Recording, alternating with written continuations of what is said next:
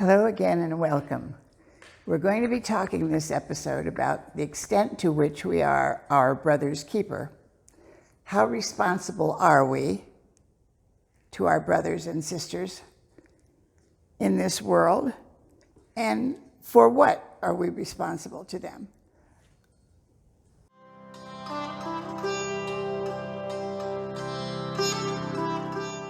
Any ideas? You chose the topic, so please go ahead. Okay, we're told that we must do unto others as we would have it done to us. Is that in every walk of life? Is that everywhere? How responsible are we for our brother's alcoholism or drug addiction? How responsible are we for the penalties given to criminals in society? How responsible are we to maintain vigilance over what goes on around us, in our neighborhoods, in our families for sure, in our neighborhoods, in our cities? I believe personally that we are very responsible, that we have to speak up. You know, the old, well, it's not so old, the adage anymore. If you see something, say something. If you see something, do something. We're told that the poor we have always with us, yet we still have a responsibility to somehow take care of the poor if we are comfortable ourselves. Now, how responsible? We're supposed to sell everything. We are told, if we're to do the righteous thing, to sell everything we have, give it to the poor, and follow Jesus. That's really hard. It is. I think that we are responsible for those that come into our path.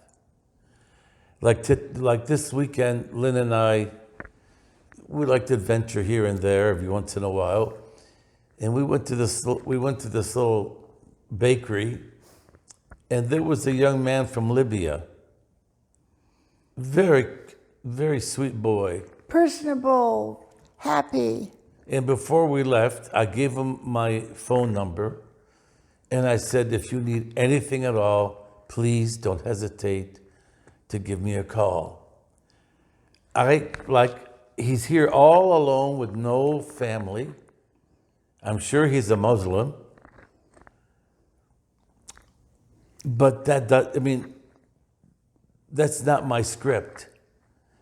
My script is, as people of faith, we have to be inclusive, not exclusive.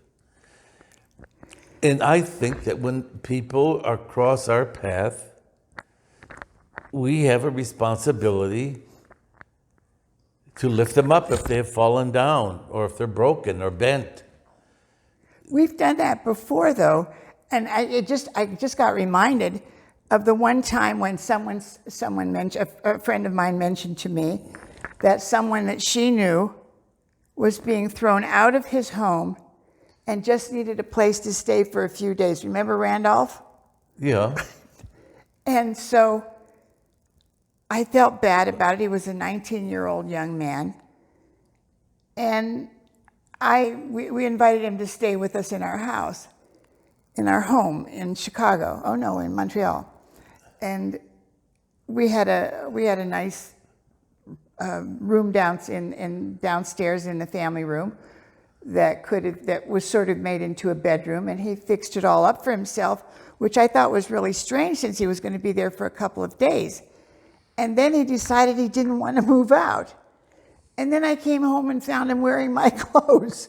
I mean, I had no idea that I thought this was going to happen for a few days, and I felt so good about doing it, and he sort of took over the house. And yeah, but we had other exceptions that we How many people did we have living with us all of our lives? I cannot remember Yeah, it's until true. now. Until now, this is the first period in our lives that no one was living with us. That's true. It And could that be was a the one cousin, it could be a relative, it could be a complete stranger. Often it was. But and come to think about it, out of all those times, this was the one incident that we had to call 911 to get him out of the house. But you remember the time we had the guy, we found him in the attic, Abood?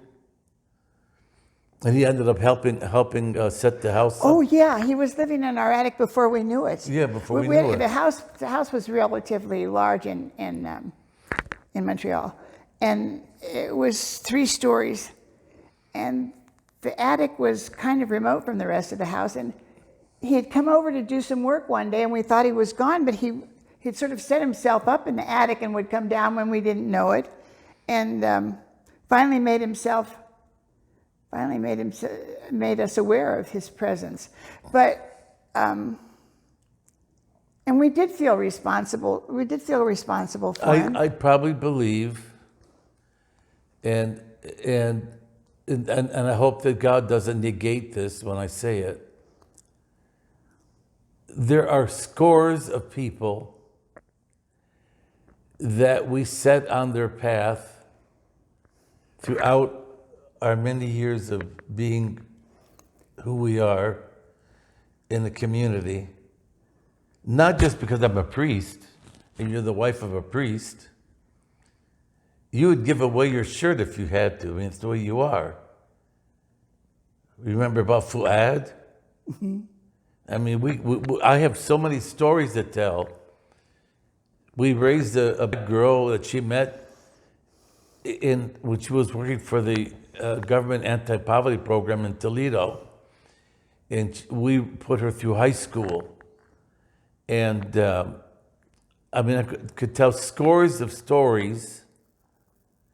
And during the war years in Lebanon, is it okay if I tell these stuff? When we had 17 young men come to the house in the middle of the night.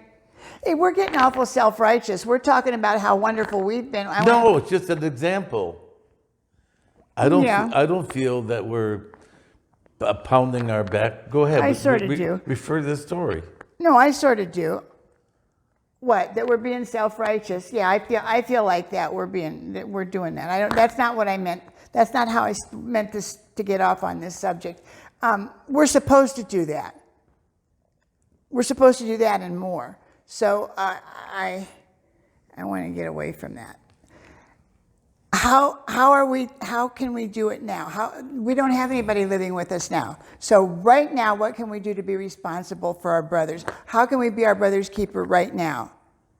Do we donate to charity? Yes, there are all kinds of hurricanes things going on where they ask us to, people are asking for help. But more personal than that, how can we do it on a personal basis? Well, you said you spoke to this young man. It's not just you and I, what can we do, but what can be done personally, one-on-one, or one. Yeah, forgive us if we sound like we were bragging. Yeah, we did. But I was using as examples that, Khalil Gibran, who wrote The Prophet, said that some people give with pain, and pain is their reward. And some people give with joy, and joy is their reward. Well, it is fun. It is wonderful, the feeling that you get if you can help someone or do something nice. But there are all kinds of things that you can do that get you in trouble too. And that just because there's going to be a little trouble from it doesn't mean you should refrain from it. You should somehow participate in the political life of your community. You should somehow find a way to make the community around you or the society around you a better one, an improved one, an uplifted one. And really, right now, if we were to take this and apply it to what's going on in the United States of America, and they're arguing in Congress about another stimulus bill.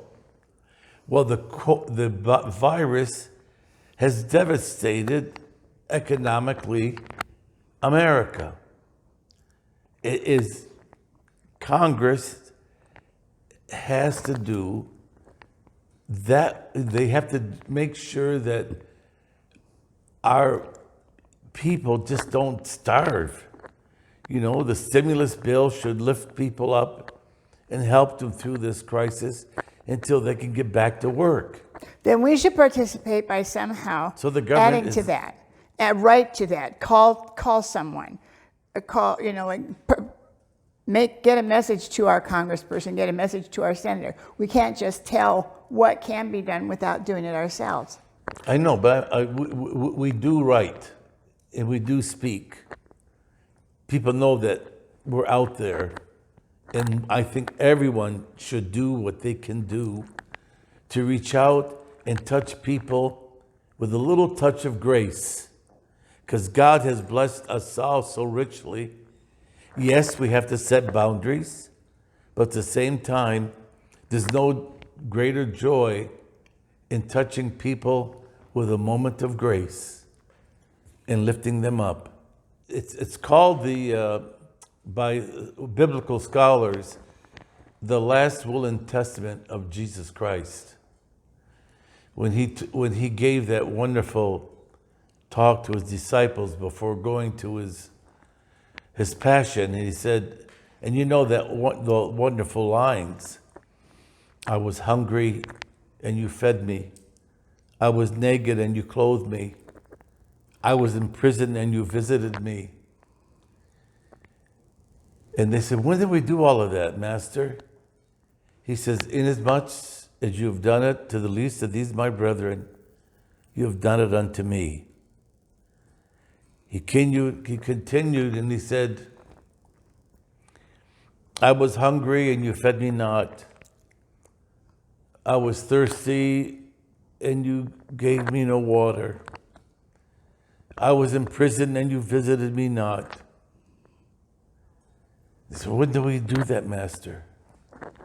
He says, inasmuch as you did not do this to the least of these my brethren, you have not done it unto me.